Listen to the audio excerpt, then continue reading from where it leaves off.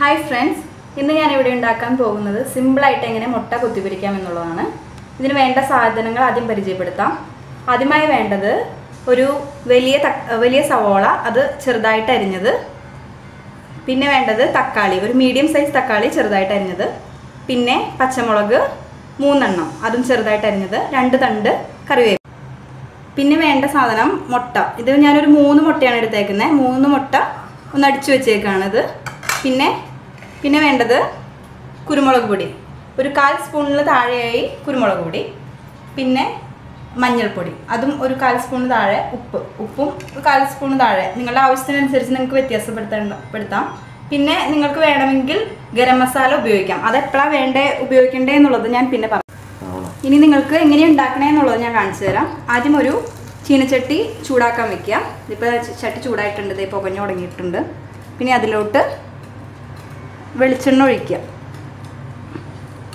വെളിച്ചെണ്ണ ഒരു 2 സ്പൂണോളം വെളിച്ചെണ്ണ ഒഴിക്കുക.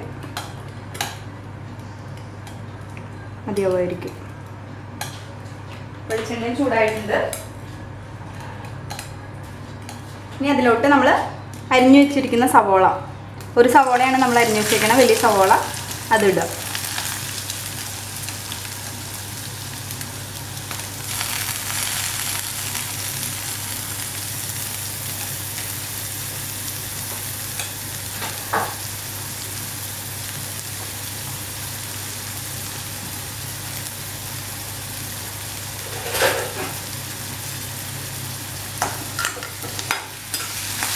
സവോള ഇളക്കി കൊടുക്കുക. നിങ്ങൾക്ക് സവോള വേഗം വഴന്നു വരാനായിട്ട് ട്രിക്ക് പറഞ്ഞുതരാം. അതിലോട്ട് ഉപ്പ് ഇട്ട് കഴിഞ്ഞാൽ വേഗം സവോള വഴന്നു വരും.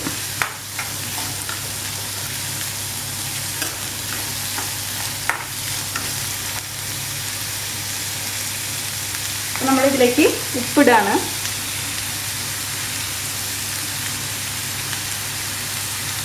നിങ്ങളുടെ ഉപ്പിനനുസരിച്ച് നിങ്ങൾക്ക് ഇടാം. ചിലർക്ക് ഉപ്പ് കൂടുതൽ വേണ്ടി വരും. എനിക്ക് പൊതുവേ ഉപ്പിനോട് താല്പര്യം കൂടുതലാണ്.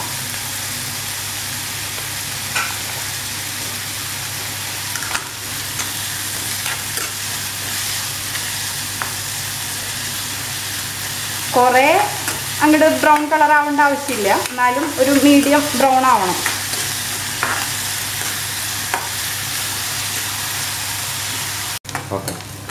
ഇപ്പോൾ സവോള ചെറുതായിട്ടൊന്ന് കളർ ചേഞ്ച് ആയിട്ടുണ്ട്.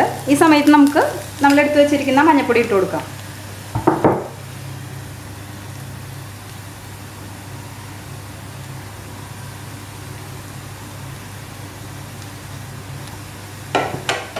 ഇളക്കി കൊടുക്കാം.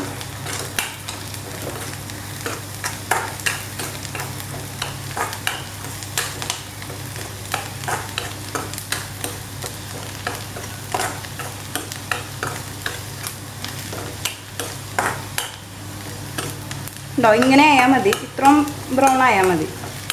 ഈ സമയത്ത് നമുക്ക് തക്കാളി ഇട്ട് കൊടുക്കാം.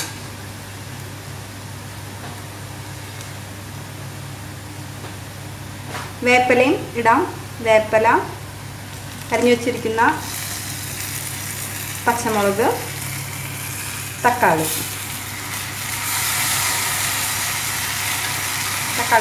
വെള്ളമൊക്കെ നമുക്ക് ഇട്ട് കൊടുക്കണം.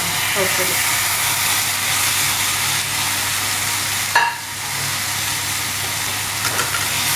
ഈ തക്കാളിയും സവോളയും പച്ചമുളകും കറിവേപ്പിലയും എല്ലാം കൂടി നല്ലപോലെ അങ്ങോട്ട് വഴന്ന് വരണം.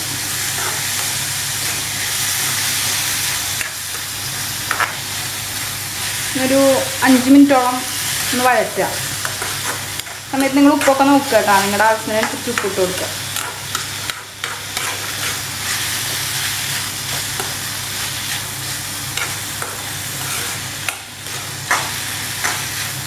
ഈ തക്കാളിയുടെ പച്ചമണമൊക്കെ ഒന്ന് മാറണം, നല്ല ടേസ്റ്റ് ഉണ്ടാവുള്ളൂ.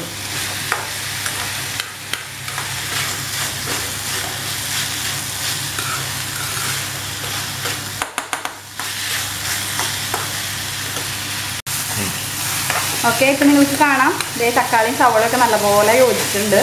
തക്കാളി നല്ലപോലെ വഴന്നിട്ടുണ്ട്. ഉണ്ടാവും, നല്ലപോലെ ഉടഞ്ഞ് വഴന്ന് വന്നിട്ടുണ്ട്. ഈ സമയത്ത് നമുക്ക് നമ്മുടെ മുട്ട അടിച്ച് വെച്ചിരിക്കുന്ന മുട്ട 3 മുട്ടയാണ് എടുത്തേക്കുന്നത്. അത് നമുക്ക് ഇട്ട് കൊടുക്കാം.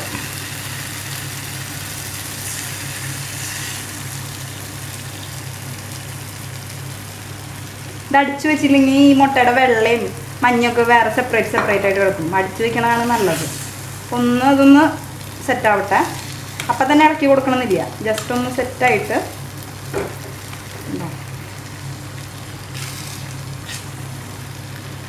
പതുക്കെ ഇറക്കി കൊടുക്കുക.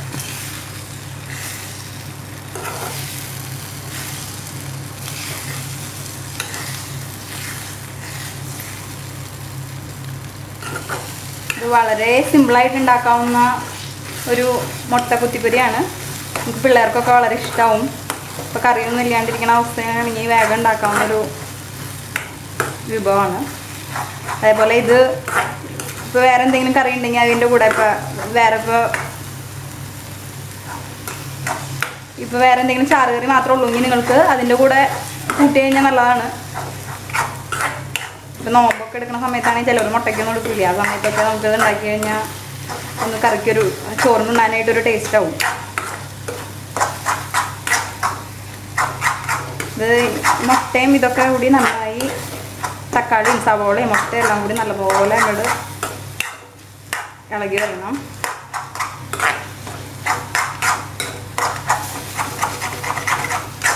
അടി കരിയാണ്ട് നോക്കി കൊടുക്കണം.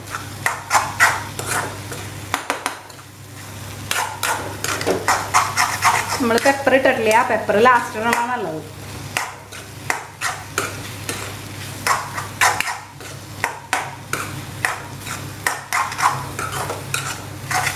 ഇപ്പോൾ ബാച്ചിലേഴ്സിനൊക്കെ പെട്ടെന്ന് ഉണ്ടാക്കാൻ പറ്റുന്ന ഒരു വിഭവമാണ്.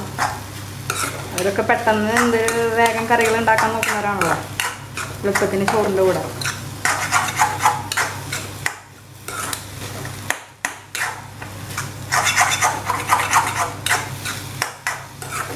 ഏകദേശം ആയിട്ടുണ്ട്.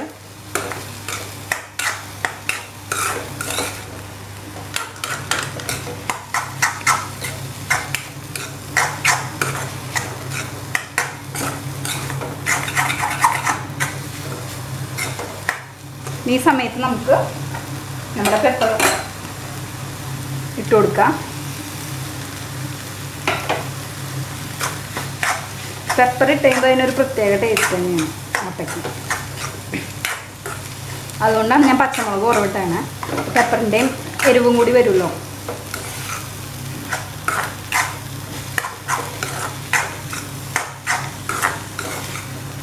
ഇനി നിങ്ങൾക്ക് ഗരം മസാല ചേർക്കണം എന്നുണ്ടെങ്കിൽ ഈ സമയത്ത് ചേർത്ത് കൊടുക്കാം. ഞാനിപ്പോൾ ചേർക്കുന്നില്ല. ഗരം മസാല ഇതേപോലെ ഒരു 1/4 സ്പൂൺ താഴെയായിട്ട് ഗരം മസാല ചേർത്ത് കൊടുക്കുക സമയത്ത്. എന്നിട്ട് ഒന്ന് നല്ലപോലെ ഒന്ന് ഇളക്കി കൊടുക്കുക. ഇപ്പം ഇതിൻ്റെ വെള്ളമൊക്കെ വറ്റിയിട്ടുണ്ട്. അപ്പം ഇങ്ങനെ ഒന്ന് ടേസ്റ്റ് നോക്കി നോക്കട്ടെ കേട്ടോ. ഇങ്ങനെ